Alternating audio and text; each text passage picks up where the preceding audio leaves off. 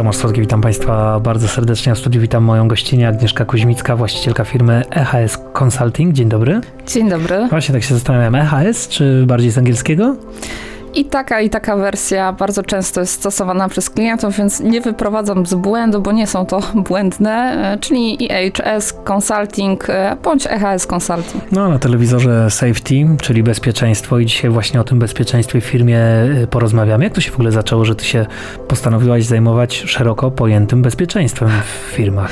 Historia jest ogólnie długa, w ogóle jak zostałam inspektorem BHP, bo można się domyśleć, że większość dzieci nie marzy o tym, żeby zostać inspektorami BHP. A kim chciałaś być, jak byłaś mała, Agnieszko? Instruktorką BHP?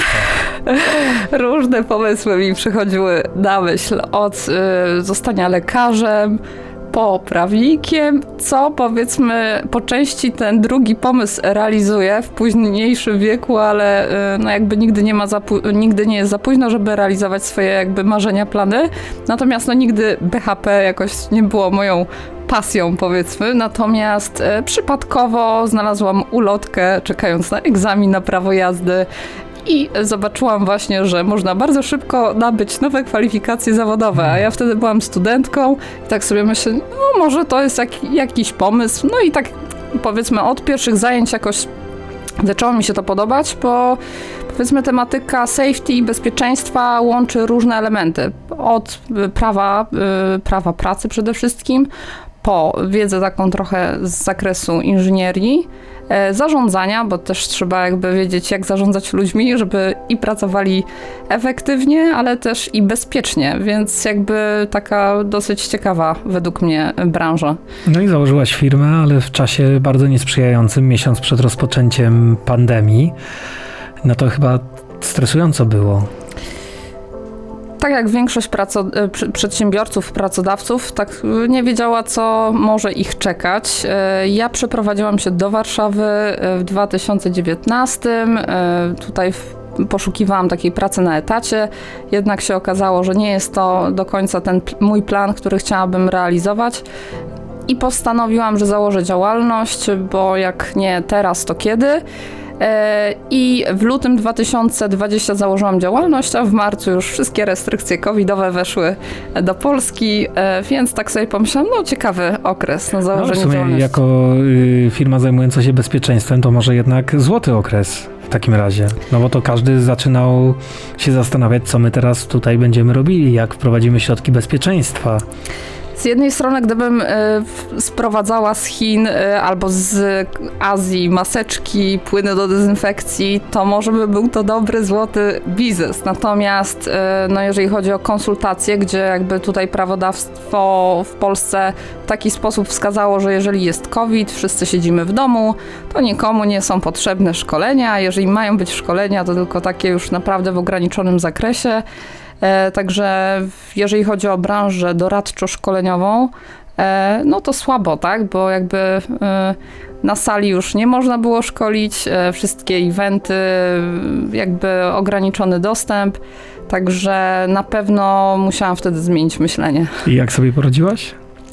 Zaczęłam szukać różnych dróg, co może przedsiębiorca robić, w jaki sposób promować swój biznes. I tak wpadłam na jakby profil LinkedIn, tutaj też jednej osoby, która zajmowała się marketingiem, personal branding.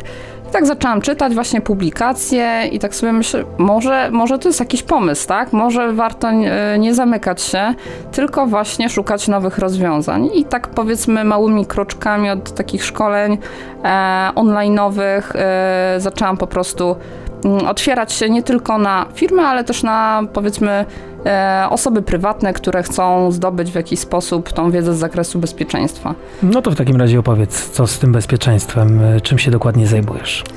Zajmujemy się powiedzmy takim kompleksowym podejściem do kwestii bezpieczeństwa dla każdej tak naprawdę branży, bo każdy przedsiębiorca, który wynajmuje albo ma własną firmę, własny zakład, począwszy od kwestii ochrony przeciwpożarowej, ochrony środowiska, bezpieczeństwa pracy, musi sobie jakoś te elementy poukładać, więc my pomagamy właśnie w ułożeniu tych puzli, tak aby jakby pracownikom się pracowało jak najlepiej, pracodawca był zadowolony, że te obowiązki jakby są dopilnowane i że w związku z tym na przykład jakieś złe, negatywne konsekwencje go nie spotkają.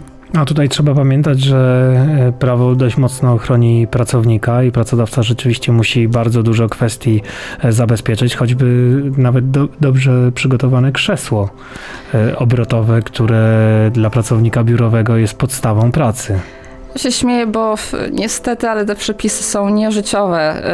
W większości przypadków są dosyć stare, tak, gdzie można sobie wyobrazić, jak od lat 90. zmienił się komputer, zmienił się fotel nawet obrotowy, jakie mamy teraz do dyspozycji nawet biurka. Także tutaj powiedzmy wiadomo, że musimy się sugerować tymi przepisami, natomiast trzeba trochę wyjść naprzeciw oczekiwaniom, właśnie tylko przepisy, ale też powiedzmy to, co jest dostępne na rynku, tak aby pracowało się bezpiecznie, ale też ergonomicznie, bo ta ergonomia jakby coraz bardziej jest popularna.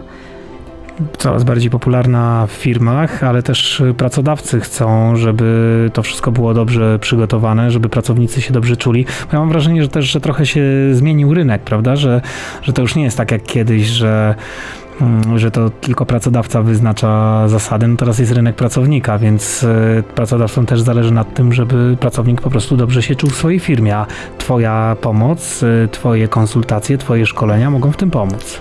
Jasne i to, co właśnie podkreśliłeś, że pracownicy oczekują tych warunków pracy, aby one były nie tylko bezpieczne, ale ergonomiczne, żeby nam się fajnie siedziało podczas tej pracy i tutaj, żebyśmy jakby spędzali czas. Natomiast tak jak właśnie odwiedzam różne biura, widzę tą poprawę, czyli jednak coraz więcej pracodawców jest o tym przekonana, że jednak nie tylko takie samo powieszenie instrukcji, ale też na przykład szkolenia, właśnie wyposażenie w odpowiednie sprzęty, jakby całościowo może to fajnie zagrać.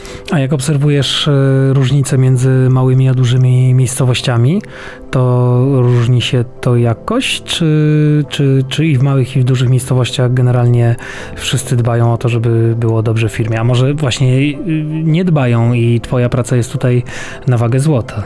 Znaczy ja nigdy nie stosowałam takiego podziału, małe, duże miasta.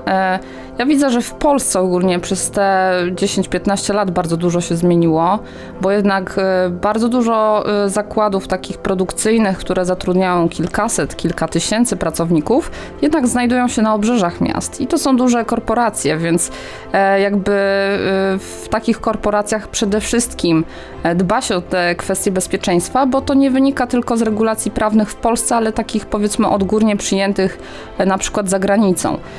Natomiast też mniejsze firmy, powiedzmy jakby ta wiedza jest na wyciągnięcie ręki, możemy sobie włączyć YouTube i też na pewno znajdziemy jakieś informacje, nie tylko dotyczące bezpieczeństwa pracy, ale ogólnie prawa pracy, tak?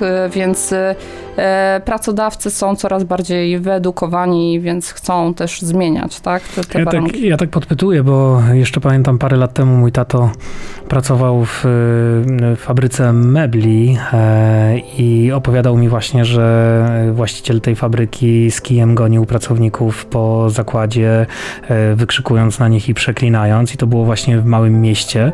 Ja pamiętam, że wtedy się łapałem za głowę, bo tutaj w Warszawie to w ogóle byłoby nie do pomyślenia coś takiego i pytałem, czy na pewno mu się to nie przyśniło, że było to dla mnie nierealne, ale takie rzeczy się też jeszcze czasami zdarzają. Być może się zdarzają, ale może ja takich rzeczy nie widzę, bo te firmy po prostu nas nie zapraszają, no bo jeżeli jest takie przekonanie, taki styl myślenia, ale to już wykraczające kwestie BHP, tylko ogólnie podejście do drugiego człowieka, to jakby... Nie chcą się szkolić, prawda? Znaczy, nie chcą podnosić standardu. Nie chcą zmieniać czegokolwiek, tak? Co by mogło ułatwić pracę, więc jakby oczywiście chcę jak najbardziej wyedukować różne osoby i chcę pokazać jakieś możliwości, natomiast jeżeli ktoś nie chce, to jakby też nie chce na siłę, tak? Bo ja jednak tutaj stawiam na partnerstwo w współpracy biznesowej, więc są równe strony, także ja oczywiście staram się dowieść towar jak najlepszej jakości, ale też z drugiej strony musi być ta chęć współpracy. No tak, win-win, wygrana i wtedy jest najlepiej. Bardzo dziękuję za rozmowę. Agnieszka Kuźmicka, która jest właścicielką firmy HS Consulting, była moim Państwa gościem. Dziękuję za rozmowę. Dziękuję bardzo. Tomasz Słodki, do usłyszenia, do zobaczenia.